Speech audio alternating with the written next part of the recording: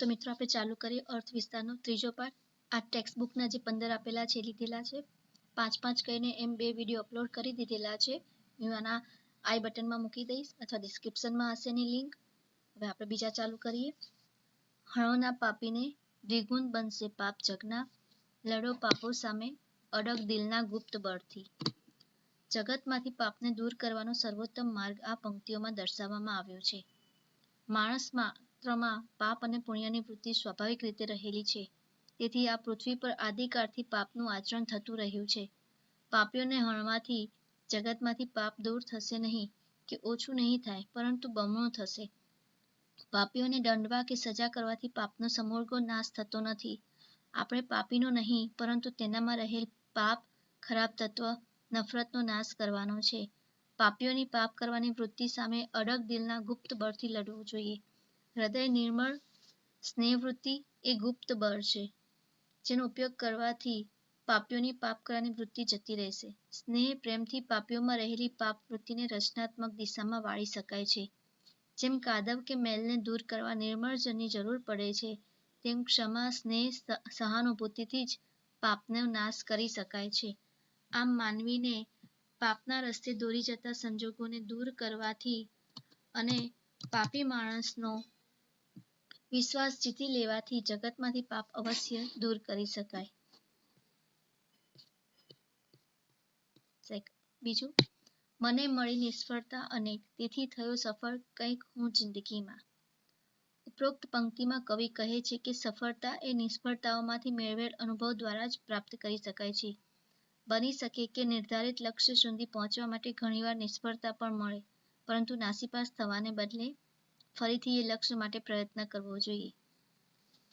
આપણને દરેક કાર્યમાં સફળતા મળે એવું જરૂરી નથી.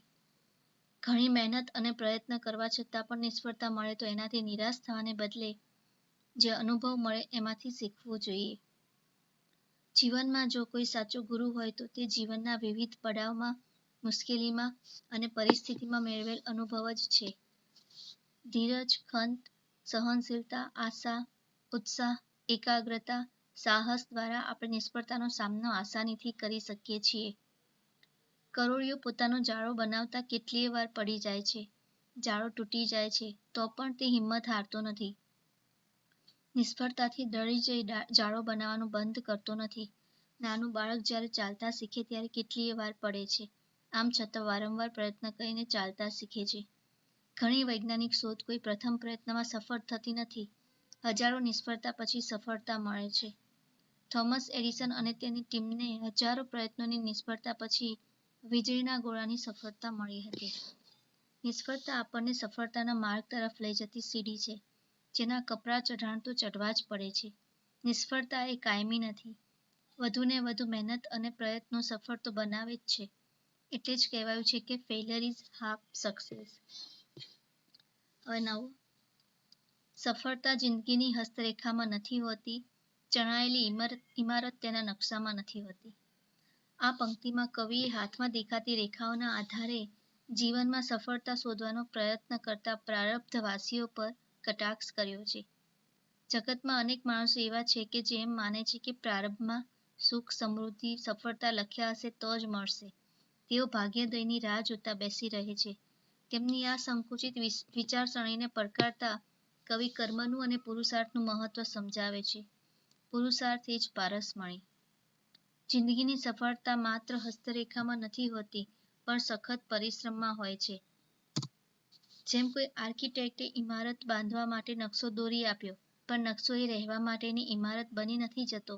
ઇમારત બનાવવા માટે એનું ચણતર કરવું પડે છે. એ માટે પુરુષાર્થ કરવો પડે છે. હસ્તરેખાઓ ભાગ્ય ગમે તેટલું બળવાન હોય, પરંતુ તેને સાકાર કરવા માટે પુરુષાર્થ જ કરવો પડે છે. સફળતાની એ ખાસિયત છે કે એ મહેનત કરનારા ઉપર ફિદા થઈ જાય છે. ઉદ્યમેન હિ સિદ્ધયન્તિ કાર્યાણિ ન મનોરથે, નહિ સુપ્તસ્ય સિંહસ્ય પ્રવિશન્તિ મુખે મૃગાઃ. અર્થાત જંગલના રાજા કહેવાતા સિંહને પણ નસીબના બળે કે પોતાના રાજાપદ પર ખોરાક સામેથી મળતો નથી. તે મેળવવા જાતે જ મહેનત કરવી પડે છે. શ્રમ એ સફળતાની એ ચાવી છે જેના દ્વારા કોઈ પણ તાળું ખોલી શકાય છે. આમ આપણે ભાગ્યને ભરોસે જ બેસી ન રહેતા સફળ થવા સખત પુરુષાર્થ કરવો જોઈએ. નસીબના ભરોસે બેસી રહેવું જોઈએ નહીં. 14. હા પસ્તાવો વિપુલ જળનું સ્વર્ગથી ઉતર્યું છે. પાપી તેમાં ડૂબકી દઈને પુણ્યશાળી બને છે. આ પંક્તિમાં કવિએ પ્રાયશ્ચિતનો મહિમા વર્ણવ્યો છે. આપણે આપણા જીવનમાં ક્યારેક ભૂલ કરી બેસીએ છીએ. આપણને આપણી ભૂલ સમજાય ત્યારે આપણે તેનો નિખાલસતાથી સામનો કરી સ્વીકાર કરવો જોઈએ. એક જ મિનિટ, આ જરા સ્પેલિંગ મિસ્ટેક થઈ છે.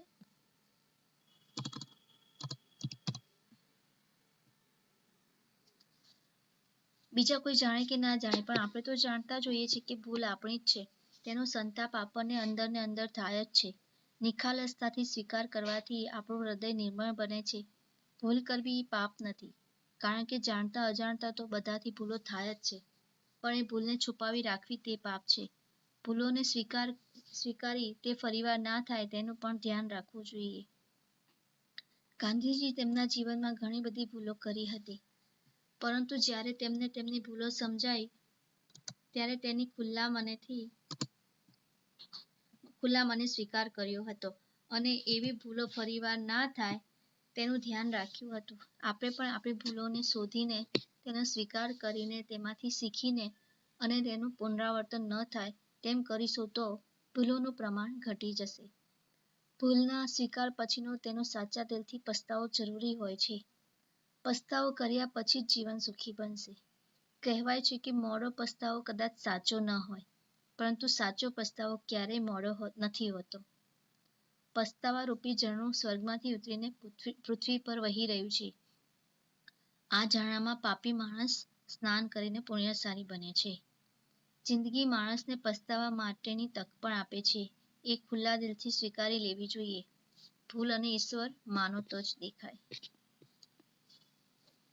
હવે ન્યૂ. હૈયે વડવાનલ ચલે તોય એ સાગર ગાય, હસી જાણે જગઝેર પી સંત તે કહેવાય. આ પંક્તિમાં કવિએ સાગરના ઉદાહરણ દ્વારા સંતના સ્વભાવનો પરિચય કરાવ્યો છે. સાગર એટલે વિશાળકાય સમુદ્ર, દરિયો, જેના પોતાના પેટાળમાં વડવાનલ એટલે કે અગ્નિ સળગી રહ્યો છે.